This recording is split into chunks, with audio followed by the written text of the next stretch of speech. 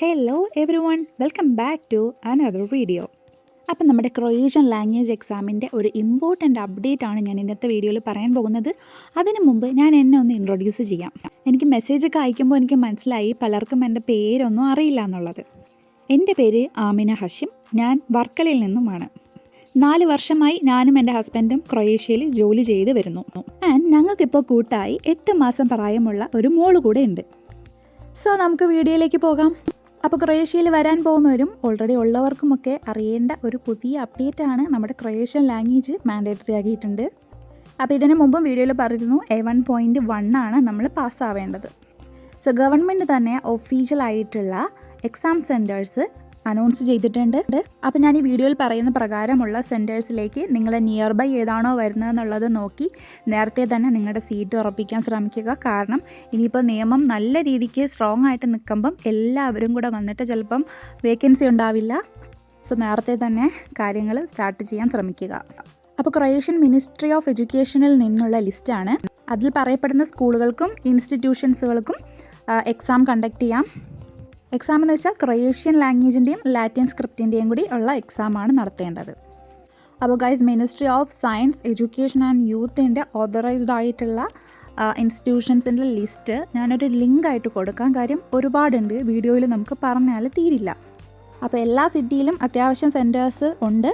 ജാഗ്രവിലൊക്കെ ആണെങ്കിൽ കുറേ ഓപ്ഷൻസ് ഉണ്ട്. ഇപ്പം നമ്മുടെ നിയർ ബൈ അഡ്രസ്സും നമ്മുടെ സൗകര്യം അനുസരിച്ചിട്ടുള്ള സ്ഥലം നേരത്തെ തന്നെ നോക്കി കാര്യങ്ങൾ നേരത്തെ തന്നെ ബുക്ക് ചെയ്ത് വെക്കുക. So after 12 months of Croatian residency, A1 ലാംഗ്വേജിൻ്റെ ലെവലിൽ നമുക്ക് നമ്മുടെ ബേസിക് ഡെയിലി ലൈഫ് കാര്യങ്ങളും അതുപോലെ അഡ്മിനിസ്ട്രേറ്റീവ് ആവശ്യത്തിനുള്ള കാര്യങ്ങളും സംസാരിക്കാൻ പറ്റുന്ന രീതിക്ക് നമുക്ക് നോളജ് വരണം എന്നുള്ളതാണ് ഈ ഒരു നിയമം കൊണ്ട് അവർ ഉദ്ദേശിക്കുന്നത്.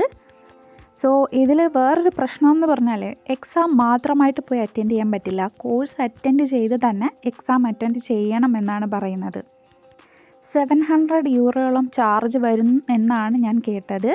ഉറപ്പില്ല, കാര്യം ഞാൻ ഉടനെ തന്നെ പോയി ഈ ലിസ്റ്റിലുള്ള ഏതെങ്കിലും ഒരു ഇൻസ്റ്റിറ്റ്യൂഷനുമായിട്ട് കോൺടാക്റ്റ് ചെയ്ത് സംസാരിച്ചതിന് ശേഷം അവരിൽ നിന്നുള്ള ഇൻഫർമേഷൻ മറ്റൊരു വീഡിയോ ആയിട്ട് ഞാൻ ചെയ്യാം.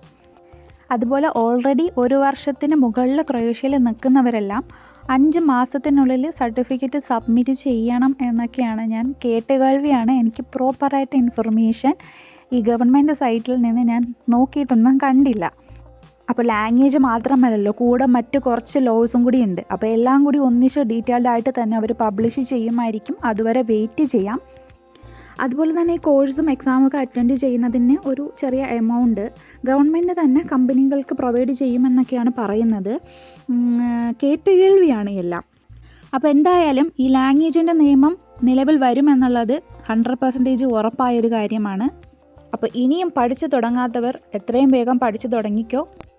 അപ്പോൾ ഗൈസ്, ഗവൺമെൻറ് ഓതറൈസ്ഡ് ആയിട്ടുള്ള ഇൻസ്റ്റിറ്റ്യൂഷൻസിൻ്റെ ഡീറ്റെയിൽസ് ഞാൻ ഡിസ്ക്രിപ്ഷൻ ബോക്സിൽ കൊടുക്കുന്നതാണ്. നിങ്ങൾ കയറി ചെക്ക് ചെയ്യുക. അതുപോലെ തന്നെ ഇത് പബ്ലിഷ് ചെയ്തിരിക്കുന്ന ലിങ്കും കൂടി ഞാൻ അതിൽ കൊടുത്തേക്കാം. അപ്പോൾ നിങ്ങൾക്ക് ലിങ്കിൽ കയറിയിട്ടും ചെക്ക് ചെയ്യാവുന്നതാണ്.